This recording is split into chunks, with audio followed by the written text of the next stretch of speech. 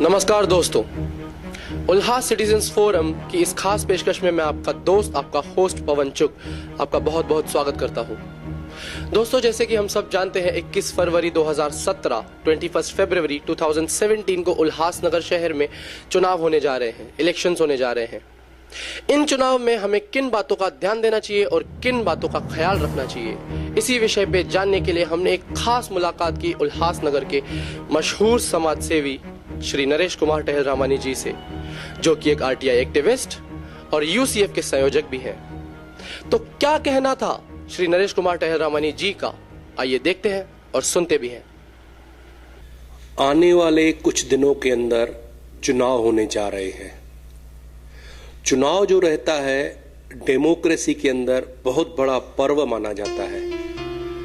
यह जो वोट देने का अधिकार है जो आम आदमी को मिला हुआ है, ये बहुत बड़ी अपने आप में शक्ति रखता है। यह आम आदमी अपने एक वोट से सरकारें बदल देता है, उम्मीदवारों को गिरा देता है या जिता देता है। तो आपके वोट के अंदर बहुत बड़ी शक्ति है। पहले तो यह समझ लीजिए कि आपका वोट बहुत ही महत्वपूर्ण है। कई लोगों को लगता है यार क्या फर्क पड़ता है वोट दे या न दे, इसीलिए हमने देखा है कि कई वर्षों से, पिछले कुछ वर्षों से वोटिंग की परसेंटेज कम होती जा रही है।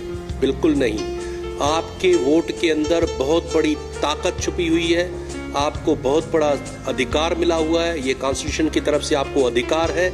इस अधिकार का आप अवश्य यूज कीजिए और चुनाव में अवश्य जाइए अपना वोट देने के लिए। तो सबसे पहले महत्वपूर्ण बात तो यह है कि आपको अपने वोट का अधिकार का इस्तेमाल अवश्य करना है।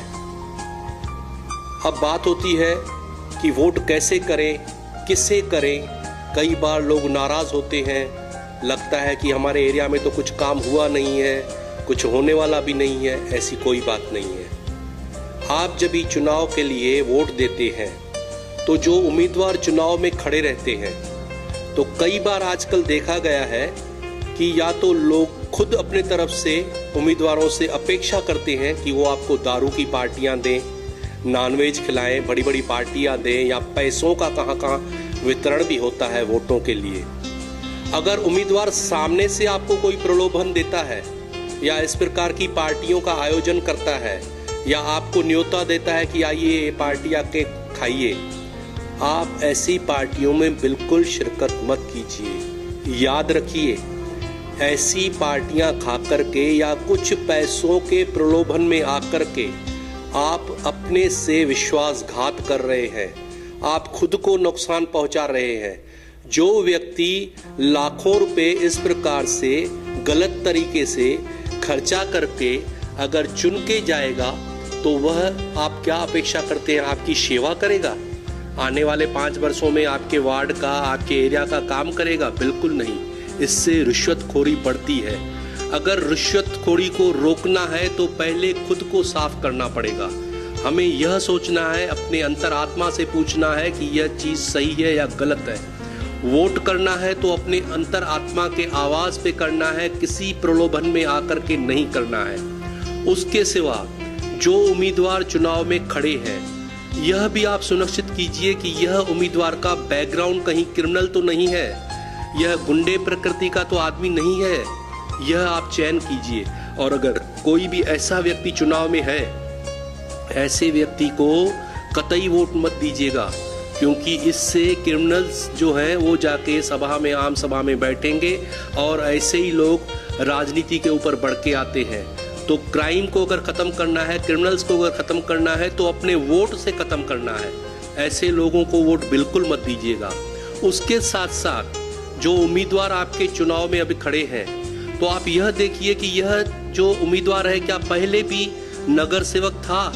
क्या पहले भी यही उम्मीदवार जीता हुआ उम्मीदवार है?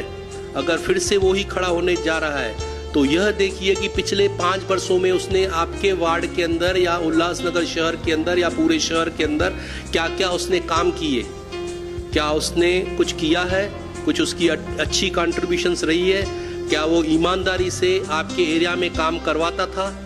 अगर करवाता था तो भले आप उसको वोट दीजिए, अगर नहीं करवाता था, यही मौका है उम्मीदवार को हराने का। तो आप ये भी अवश्य ख्याल कीजिएगा कि जो उम्मीदवार आपके सामने आ रहा है, पहले से अगर चुनाव हुआ है तो उसने गत 5 वर्षों में क्या काम किया था, यह आप आंकलन जरूर कीजिएगा। उसके सिवा एक बात आप ध्यान में रखना कि जो उम्मीदवार आपके सामने आया है आपसे वोट लेने के लिए, और वो पहले से अगर नगर सेवक है और फिर से चुनाव में खड़ा रहने जा रहा है, तो यह देखिए कि उसकी फाइनेंशियल पोजीशन 5 बरस पहले कैसे थी और आज की तारीख में क्या है। क्या उसका स्टैंडर्ड बढ़ गया है, गाड़ियां आ गई है, और अगर आपको कहीं मन में लग रहा है कि हाँ गाड़ियां भी आ गई है, पैसे में भी बहुत बड़ा आगे निकल चुका है, और अगर आपको लग रहा है कि यह जो पैसा है सीधे रास्ते से नहीं आया, कहीं ना कहीं इसमें रिश्वतखोरी है, तो ऐसे उम्मीदवारों को बिल्कुल भी वोट मत देना। उसके साथ साथ नए उम्मीदवार भी जो है या पुराने भी हैं, तो उनकी एजुकेशन क्वालिफिकेशंस क्या है, आगे शहर के लिए वो क्या विजन रखते हैं, क्या सोच है उनकी, क्या सोचते हैं वो शहर के बारे में, कि किस प्रकार से आपको सुविधाएं मिलनी चाहिए, किस प्रकार से वो शहर के अंदर इम्प्रूवमेंट लाएंगे, ये सब चीज़ों के ऊपर विचार करके उसके बाद ही सही उम्मीदवार का चयन करके ईमानदारी के साथ आप वोट करना। वोटिंग वाले दिन कोई भी आदमी, कोई भी उम्मीदवार जो चुनाव में खड़ा है, यदि आपके पास ऑटो रिक्शा या कार या कोई वाहन भेजता है कि आइए आप इस वाहन में बैठ के पोलिंग बूथ तक चलिए और वहाँ पे वोट दे के आइए, कतई उसके वाहन में मत बैठिएगा, खुद जाइए, अपने वाहन में जाइए। वाहन नहीं है तो पैदल जाइए, अगर घर के लोग वाहन के सिवा नहीं निकल सकते हैं तो खुद की ऑटो रिक्शा कीजिए, लेकिन उम्मीदवार के वाहन में बैठ के आप गलत चीज़ों को खुद रोकिए। यह मेरा आपकी तरफ संदेश है। और अगर आपको लग रहा है कि जितने उम्मीदवार खड़े हैं मुझे तो कोई भी ठीक नहीं लग रहा है, तो मैं वोट दे के क्या करूं, नहीं, फिर भी आपको वोट में जाना चाहिए। वोट आपका अधिकार है। उस हालत में जितनी भी उम्मीदवारों की लिस्ट होगी ईवीएम मशीन पे, सबसे आखिर में नोटा करके लिखा होगा, नन ऑफ द अबव।